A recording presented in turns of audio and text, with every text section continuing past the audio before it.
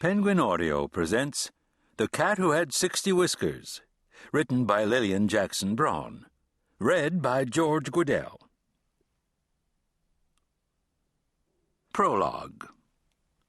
Overheard at an alfresco party in Moose County, 400 miles north of everywhere. Woman in blue Shetland sweater. I have never heard of such a thing, and I've been a veterinarian for 20 years. Man with large mustache. What can I say? I counted them myself. Woman. You might have miscounted. Man. Would you like to count them yourself? If I'm right, you can report the evidence to a scientific journal. If I'm wrong, I'll take you to dinner at the Macintosh Inn. Woman. Fair enough. We'll do it the next time you bring him in for a dental prophylaxis. Chapter 1. The man with the large mustache, a well-groomed pepper and salt, was Jim Qwilleran, columnist for the Moose County Something, and transplant from down below, as locals called the metropolitan areas to the south. They themselves, for the most part, were descended from the early settlers, and they had inherited the pioneer fortitude, sense of humor, and appreciation of individuality. They enjoyed the quill pen column that ran twice weekly, accepted the fact that he lived alone in a converted apple barn with 2 cats, and admired his magnificent mustache. James McIntosh Qwilleran had entertained several ambitions in his youth down below. First, to play second base with the Chicago Cubs, then to act on the Broadway stage, later to write for the New York Times. He had certainly never wanted to be the richest individual in northeast central United States. How it happened was a tale stranger than fiction. Aunt Fanny Klingenschein probably knew what she was doing when she made him her sole heir. Qwilleran established a philanthropic organization, the Klingenschein Foundation, which went to work improving the quality of life in Moose County. Medical, scholastic, cultural, and infrastructural improvements were made possible by the fund, as it was known to one and all. To everyone's surprise, other old-moneyed families were inspired to put their fortunes to work for the public good. A music center, 2 museums, and a senior recreation facility were in the works. Everything's going too smoothly, Qwilleran thought, with the pessimism of a seasoned newsman. "What's your fix on the situation, Arch?" he asked his old friend from Chicago. Arch Riker was now editor-in-chief of the Something. He shook his head morosely. "When there's so much money floating around, somebody's going to get greedy." Visitors from far and wide, in formal attire, had paid $500 a ticket for a preview of the mansion called the Old Manse. It was a late evening in August. Qwilleran and the cats had been enjoying a cozy evening in the barn. He had read to them from the Wall Street Journal, and they all had a little ice cream. The barn was an octagonal structure of fieldstone and weathered shingles more than a century old. Indoors, all the old wood surfaces and overhead rafters had been bleached to a honey color, and odd-shaped windows had been cut in the walls. Where once there had been lofts for storing apples, now there was a ramp winding around the interior with balconies at 3 levels.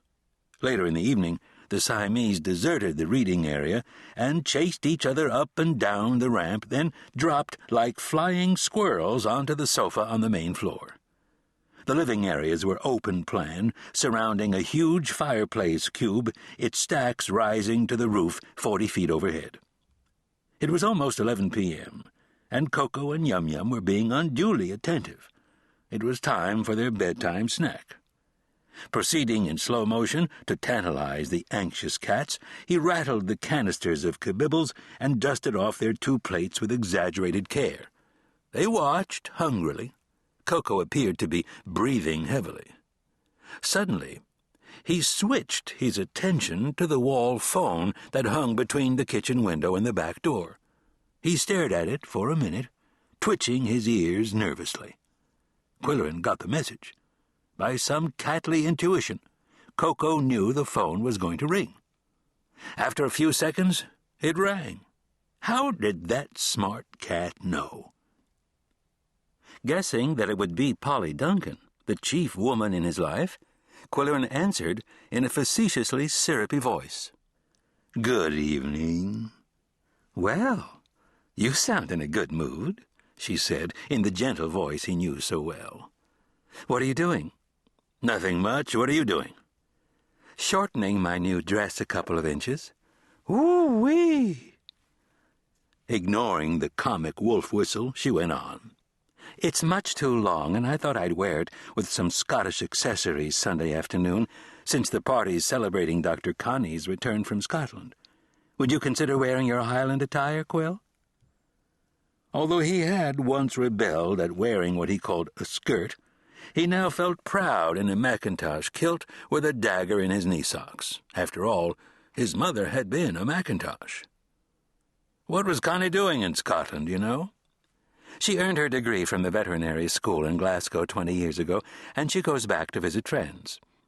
Did you know her cat has been boarding with Weatherby?" "No. How does he get along with Jetstream?" "Connie introduced them when Bonnie Lassie was a kitten, and now Jetstream acts like her big brother. And," she went on, "Connie brought Joe a lovely Shetland sweater as a thank you for boarding Bonnie Lassie. Do you realize, Quill, that the Shetland archipelago, where the wool comes from, has 100 islands?" "100 islands," she repeated when he failed to respond. "It boggles the mind," he said absently, watching the Siamese trying to get into the Kabibbles canister. "Well, anyway, I thought you'd like to hear the latest. A bientôt, dear." "A bientôt." After the Siamese had finished their bedtime repast and their washing up, Qwilleran escorted them up the ramp to their quarters on the top balcony. They looked around as if they had never seen it before, then hopped into their respective baskets and turned around 3 times before settling down. Cats. Who can understand them? Qwilleran thought as he quietly closed their door. Returning to his desk at ground level, he wrote about it in his private journal. He was a compulsive writer. When not turning out 1,000 words for the quill pen column, he was writing a biography or history of interest in Moose County, and he always filled a couple of pages in his private journal. On this occasion he wrote, "I've said it before and I'll say it again. Koko is a remarkable cat. Is it because his real name is Koko Kung, so he knows he's descended from the Royal Siamese? Or is it because, as I insist, he has 60 whiskers? He knows several seconds in advance when the phone is going to ring, and also whether the caller is a friend or a telemarketer selling life insurance or dog food. When crazies bombed the City Hall window boxes, Koko knew 10 minutes in advance that something dire was going to happen. Why didn't someone read his signals? The police chief was sitting here having a nightcap, and neither of us got the message. Oh, well, we can't all be as smart as a psychic Siamese."